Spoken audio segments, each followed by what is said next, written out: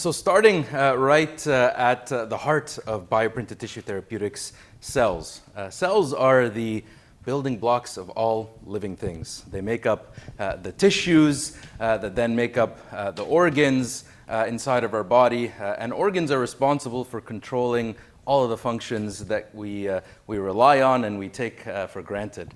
And when we suffer from a particular disease, it's often the case that one of these organs is malfunctioning. One of the functions inside of the organ is not working. Take type 1 diabetes, for example. When the function of sensing glucose and releasing insulin inside of the pancreas isn't working, you have to rely on insulin injections. And so cells have this amazing potential. If we were to introduce them into the body, they could address that malfunction. They could provide that function that is missing due to the disease. And so cells are these incredible building blocks that aren't just the basis of life, but we could also use it as a powerful tool to address organ malfunction inside of the body. And one example that just shows the real power of using cells as a cell therapy or as a therapeutic is through a protocol that was developed in Canada. I'm Canadian, so I'm proud of this, of course. And so this is called the Edmonton Protocol. This is where they took donor islets. Islets are the cells inside of the pancreas that sense glucose and release insulin. Those cells were harvested from donors, and they were transplanted into patients that are living with type 1 diabetes. You could see a picture of some of these patients in that photo. And those patients, after they received these donor islets inside of their body, didn't have to fully rely on insulin injections. And so those islets that were transplanted inside of their body could sense glucose, and those cells were releasing insulin to normalize blood glucose. Now, the procedure, the protocol wasn't perfect by any stretch. Number one, it relied on donor islets, meaning we have to rely on a limited supply of these cells, and because they are coming from a donor, we have to rely on immune suppression, so you're trading in insulin for immune suppression. And number three, the cells weren't in the most perfect of environments. Cells like to be in a macro environment where they're happy and they could thrive and function. And so there was still a lot more potential to maximize the therapeutic capability of the cells. But nevertheless, it was a huge, huge step forward in showing that, yes, we could use cells to address an organ malfunction. And as is the case and a common theme that you'll hear throughout the next few talks, it all starts with step one, and then we build from there. And so to really treat the masses with cell therapy, you need access to a lot of cells. If we go back to that example that I just showed you, they were taking hundreds of thousands of donor islets and putting those into the people living with type 1 diabetes. And not only that, but there are millions of people just in type 1 diabetes, let alone all of the other diseases that we hope to treat with cell therapy. And so you need a lot of cells. So that really calls for stem cells. So stem cells were discovered in the 60s by Till and McCullough, two professors, also Canadian. So number two Canadian innovation here that we're of course very excited. It's very un-Canadian for me to boast about Canadian things, but so that's number two, just to keep score. And so that was a big moment in time, and you heard about the other big innovation and discovery several decades later by Professor Yamanaka, who came up with this discovery that just through a simple skin biopsy, you could take those cells and turn them into stem cells. And stem cells have two incredible properties. They're magical in many other ways, but if I were to sum it up, it's really two. Number one is you theoretically have a limitless supply of these cells, and number two, you could turn them into any type of cell. Also, not just theoretically, we've begun to show this, but we could guide those cells into becoming liver cells or cardiac cells or pancreatic cells. So that's a huge breakthrough. We could now have an unlimited supply of these building blocks, and not only that, we could turn it into whatever types of building blocks to create the next the next frontier. So cells are amazing, but at the end of the day, they're still the building blocks. So we see them just like the ones and zeros that are used to build computer systems. We see them as the building blocks to build more complex cellular systems that we believe could be introduced into the body to tackle some of the most elusive diseases. And so that's really how we look at bioprinted tissue therapeutics. They are cells combined with biomaterials, introduced into the body with a very defined goal of addressing that organ malfunction. And so cells we really look at as the building blocks where we could use to bioengineer tissue therapeutics that could address organ malfunction inside of the body. So to address organ malfunction, we don't necessarily have to create an entire organ replica that looks exactly like the organ and goes into the exact location where your native organ is. We have to essentially replace that particular organ malfunction that is associated with the disease. So I gave the example of type 1 diabetes, and it's an important one.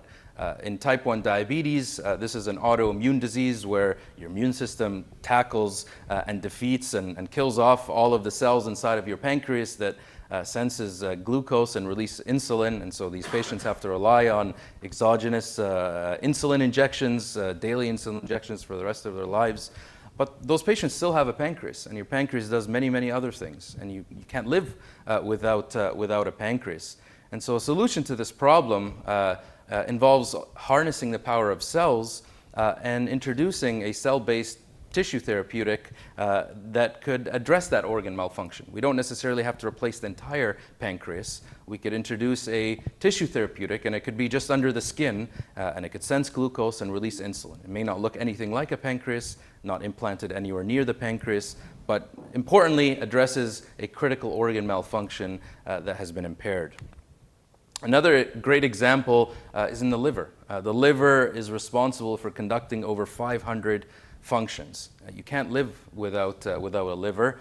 And many diseases are associated with the loss of one function or two functions or several functions. Some other diseases, like acute liver failure, you're losing your liver function only for a couple weeks. And only if you were to give your liver enough time to recover, you would avoid the need for an organ liver transplant. And so there are many examples where, again, we don't necessarily have to create an entire organ replica to address organ malfunction. If we could harness the power of cells, combine that into an implantable product that could address that organ malfunction, we could come up with practical solutions to some of the most serious diseases.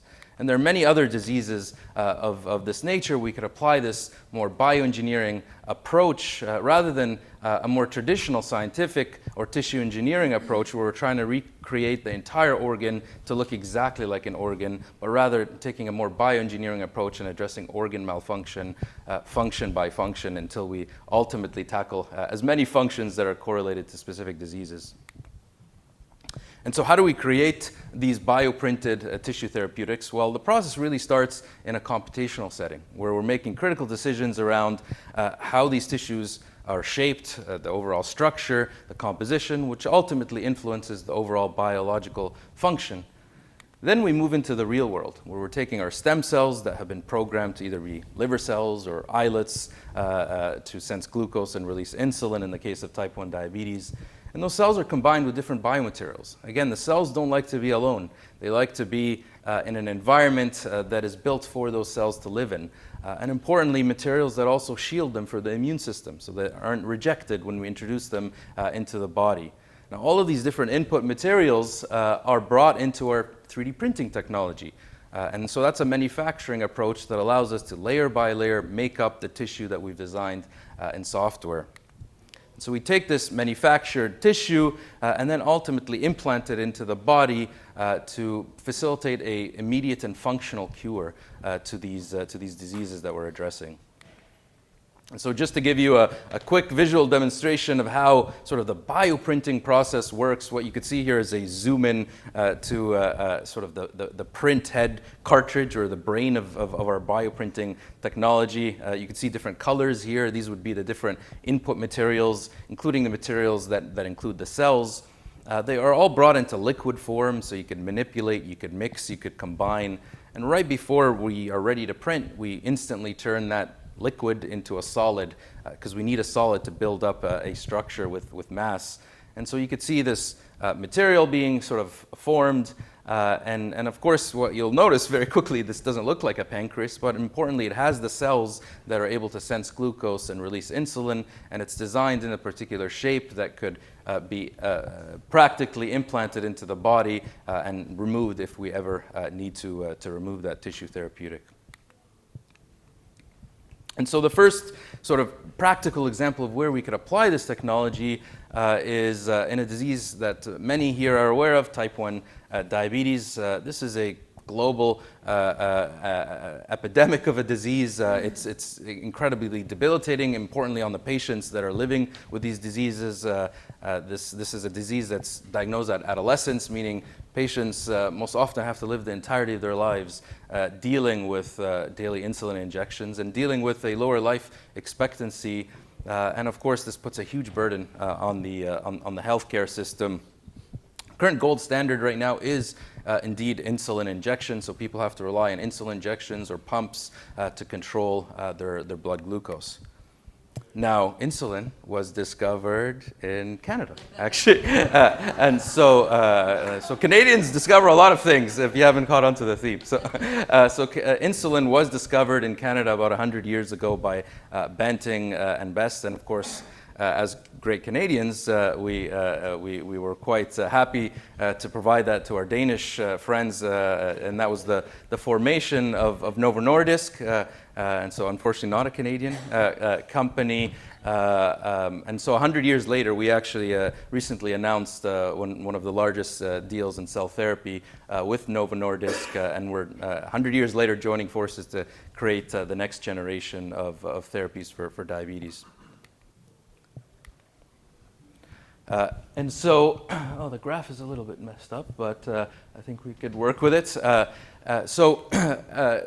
This sounds like science fiction, but of course our scientists are turning the science fiction into reality. And so what you could see here, and apologies, is that the graph is missing a lot of pieces. But what you could see here is when we implant our bioprinted tissues into diabetic animals, we're able to very quickly normalize blood glucose, and we could remove these tissues at different time points. So whenever we want, and we do this just to show from a safety perspective, we could remove these tissues, and also importantly show that when we remove these tissues, you get a spike back up to diabetes. Again, showing that this isn't just sort of science fiction, but we're able to demonstrate that this is a technology, this is an approach where we could harness the power of cells to directly affect the functionality and ultimately homeostasis inside of the body. Liver is another big area, again, where the liver is this powerhouse of an organ responsible for over 500 different functions. And our idea here is we could create different liver tissues that could address specific malfunctions that are correlated to different diseases. One example of that is acute liver failure, where your liver is failing, and in a matter of a couple of weeks, if you don't receive a liver transplant, most of the cases you won't actually make it, and you'll pass away. And so this is an example where the whole idea is to introduce a liver tissue under the skin that would provide a bridge to the recovery of these patients so that they don't have to rely on a liver transplant. And again, what we could show is that in 67%, or we could increase the survival rates in these animal models of acute liver failure by about 67%. So in conclusion, it's an exciting time where we're truly harnessing, leveraging the power of biology, combining that with engineering to create the next generation of cell therapy, and really excited for the continued discussion throughout the next few sessions. Thank you very much.